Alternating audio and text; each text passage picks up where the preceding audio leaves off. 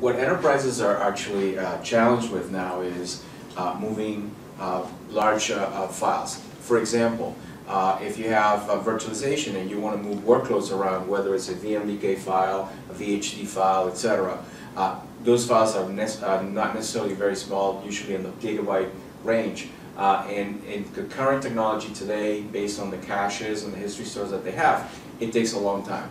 You need a different way to address those concerns. And with this new feature, we're able to move very large amounts of data in a very effective way and lowering the time that it takes for you to deploy new infrastructure in a private cloud type environment or in a public cloud type environment. So more VMs, bigger VMs, people can start moving their mission critical data, mission critical workloads. If you're standing up a new application and you're moving a new application, you have to copy the VMs and you have to back up the data that the VMs are going to operate on. Those are normally very large transfers.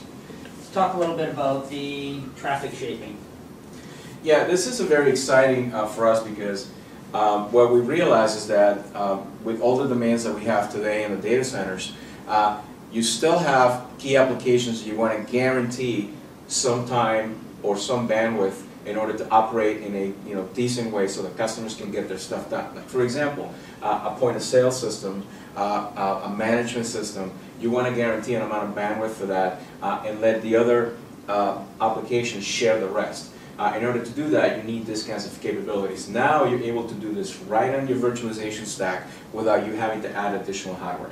That's what the QoS capability allows you to do. So bandwidth friendly for other applications while still accelerating those key applications, improving productivity. Yeah, you don't want in the middle of the day, if you're trying to run a backup, all of a sudden all the applications shut down. So this guarantees that you have a smooth sharing of all the resources on your network. CDN, content distribution, like capabilities. What are we doing here? This is actually very exciting because it's very brand new.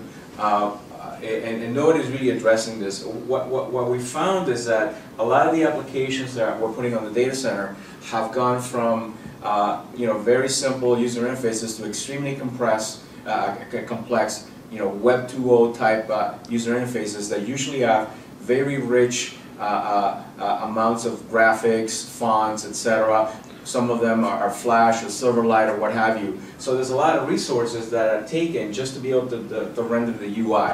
By having CDN-like capabilities, all the static UI-specific objects that just end up taking a lot of time to transmit now will be served from the most close to the user Accelera, essentially like you had a CDN service within your enterprise.